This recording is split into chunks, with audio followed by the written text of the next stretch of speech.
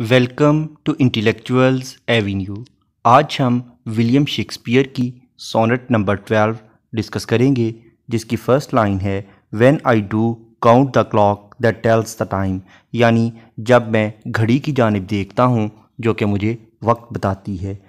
ये sonnet William Shakespeare की उन 154 सोनेट्स में से एक है जो कि रेनेसांस एरा में 1609 में पब्लिश हुई। इन सोनेट्स को 3 ग्रुप्स में डिवाइड किया गया है। फर्स्ट ग्रुप को फेयर यूथ का नाम दिया गया, जो कि फर्स्ट से लेकर 126 सोनेट्स पर कंसिस्टेड था, और सेकंड ग्रुप का नाम है द डार्क लेडी। ये 127 से लेकर 152 सोनेट्स तक कंसिस्टेड है। उसके बाद थर्ड ग्रुप का नाम है द ग्रीक सोनेट्स। ये 153 और 154 यानी लास्ट 2 सोनेट्स पर कंसिस्टेंट है। इसके अलावा भी विलियम शेक्सपियर ने अपने डिफरेंट प्लेज में सोनेट्स को लिखा, जैसा कि Romeo and Juliet, Henry V, loves labour lost और एडवर्ड III में इसने कुछ सोनेट्स को शामिल किया। सोनेट का मतलब है 14 लाइंस पर कंसिस्टेंट पोएम। सोनेट को डिटेल में समझने के लिए इसी चैनल यानी इंटेलेक्चुअल्स एवेन्यू पर लिटरेरी टर्म्स या फिगर ऑफ स्पीच की प्लेलिस्ट को विजिट करें। इसके साथ साथ सोनेट पर कंसिस्टेंट लेक्चर का लिंक नीचे डिस्क्रिप्शन बॉक्स में भी मौजूद है। यह सोनेट एक प्रोक्रिएशन सोनेट्स में से एक है।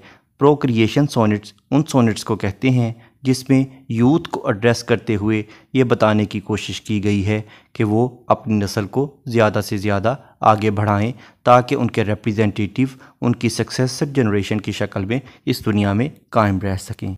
ये बेसिकली एक एलिज़ाबेथन या शेक्सपियरियन सोनेट की तर्ज पर लिखी गई है, जिसमें टोटल 3 क्वार्टेन्स हैं। क्वार्टेन 4 लाइंस पर कंसिस्टेंट स्टैंजा को कहते हैं और एंड पर एक कपलेट है। कपलेट 2 लाइंस पर कंसिस्टेंट स्टैंजा को कहते हैं।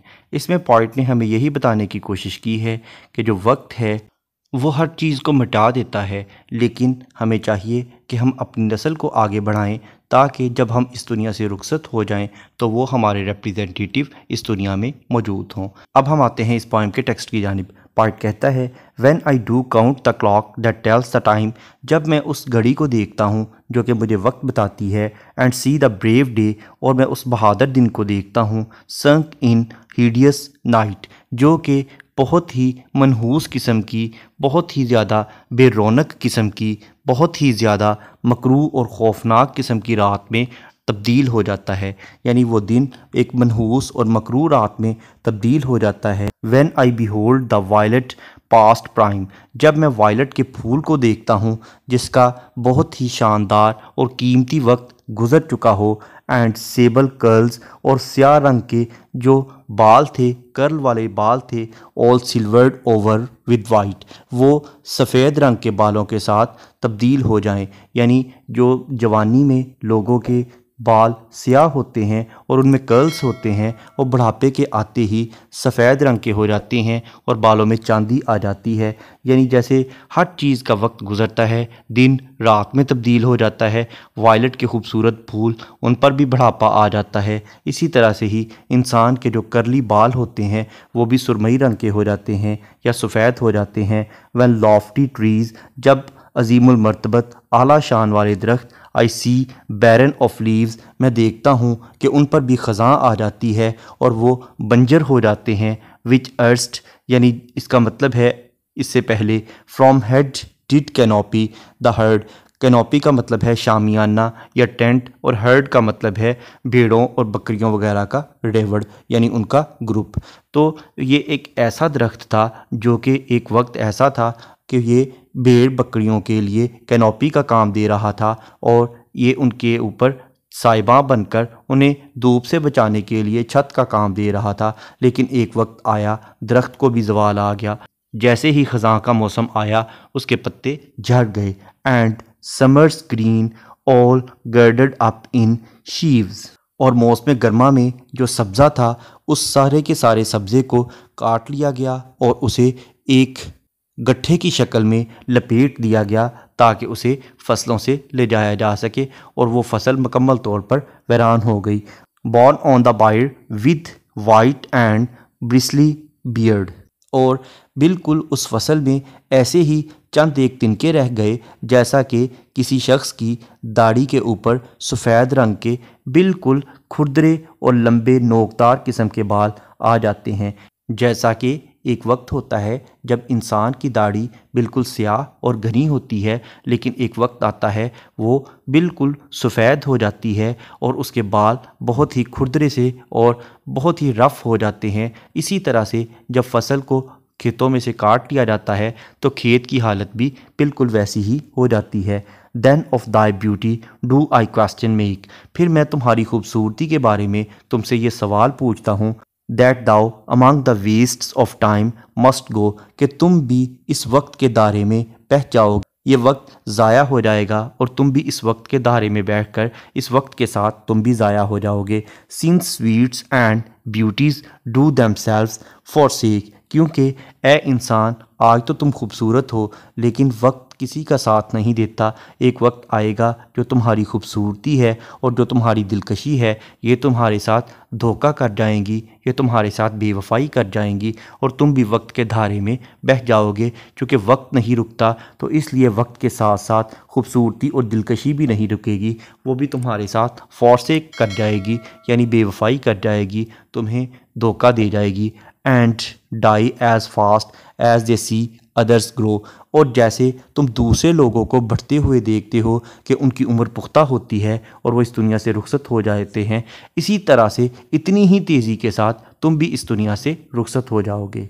एंड नथिंग गेंस्ट, गेंस्ट यानी अगेंस्ट, इसके खिलाफ। एंड नथिंग गेंस्ट टाइम्स साइथ कैन मेक डिफेंस, और एक ऐसा आला जिसे साइथ कहते हैं जिसके साथ फसल को काटा जाता है, वो जब चलेगा तो तुम उसके ख़िलाफ़ किसी किस्म का तहफ़्फ़ुज़ नहीं कर पाओगे, वो तुम्हें भी काट कर रख देगा। यानी मौत जब आएगी तो जिस तरह से द्रांति या आलात फसलों को काट देते हैं, जैसे ही मौत आएगी वो तुम्हारी ज़िंदगी को उस आले की तरह काट देंगे, वो तुम्हारी ज़िंदगी को उस आले की तरह काट देगी।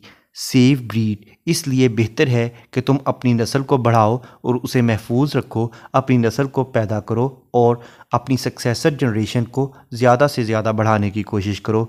टू ब्रेव हिम, और ताकि तुम सामना कर सको बहादुरी के साथ। When he takes thee hence, ताकि जब मौत तुम्हारे सामने आए तो तुम उसका बहादुरी से सामना इसलिए कर पाओगे क्योंकि तुम्हें पता होगा कि ये मौत मुझे तो ले जाएगी लेकिन जो मेरी सक्सेसर जनरेशन है वो मेरी शक्ल में इस दुनिया में मौजूद होगी। मेरा जो भी इल्म था, जो मेरा तजर्बा था, जो भी मेरी मेहनत थी, जो भी मेरी काविशें थी, जो भी मेरे एसेट्स थे, जो भी मेरी प्रॉपर्टीज़ थी, उनके मालिक इस दुनिया में मेरी सक्सेसर जनरेशन की शक्ल में मौजूद हैं। इसलिए तुम मौत का सामना बिल्कुल बहादुरी से करोगे और तुम उसके साथ रवाना होने के लिए तैयार हो जाओगे। इस पोइम का इंट्रोडक्शन, ग्लॉसरी, ट्रांसलेशन और एक्सप्लेनेशन को देखने के बाद अब हम आते हैं इस पोइम में यूज़ होने वाली फिगर्स ऑफ स्पीच या लिटरेरी टर्म्स की जानिब।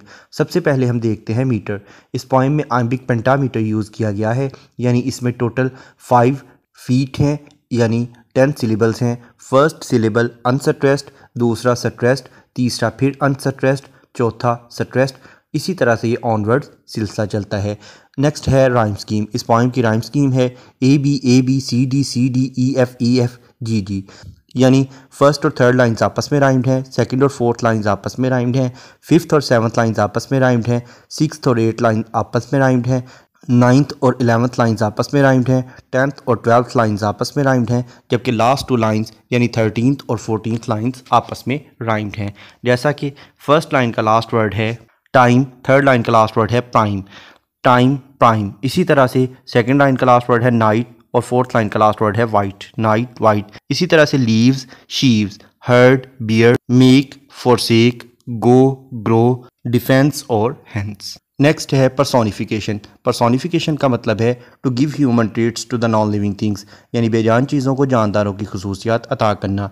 जैसा कि लाइन नंबर 1 में उसने क्लॉक को पर्सोनिफाई किया है कि वो हमें वक्त बताता है। उसके बाद लाइन नंबर 11 को अगर हम देखें तो इसमें उसने ये बताया है कि जो खूबसूरती और दिलकशी है वो धोखा दे जाती है, यानी उसने खूबसूरती और ब्यूटीज़ को पर्सोनिफाई किया है। नेक्स्ट है एंजॉयमेंट। एंजॉयमेंट का मतलब है कि अगर किसी लाइन को पढ़ने के बाद उसकी प्रॉपर अंडरस्टैंडिंग डेवलप ना हो बल्कि इसके लिए नेक्स्ट लाइन की सपोर्ट की ज़रूरत हो तो ऐसी लाइन को रन ऑन लाइन कहते हैं और इस टेक्निक को एंजॉयमेंट कहते हैं।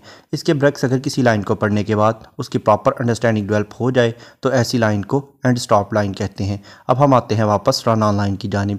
इस पोइम की लाइन नंबर 5 एक रन ऑन लाइन है, यानी इसमें एंजॉयमेंट की टेक्निक को यूज़ किया गया है। जैसा कि पोइट कहता है, when lofty trees I see barren of leaves, यानी मैं जब उन दरख्तों को देखता हूँ जो कि पत्तों के लिहाज से बिल्कुल बंजर हो गए हैं तो वो क्या होता है, वो कहता है कि which erst from heat did canopy the herd, ये वही दरख्त हुआ करते थे जो कि भेड़ बकरियों के रहवड़ को धूप से बचाने के लिए साइबां मुहैया करते थे। नेक्स्ट है इंटरनल राइम।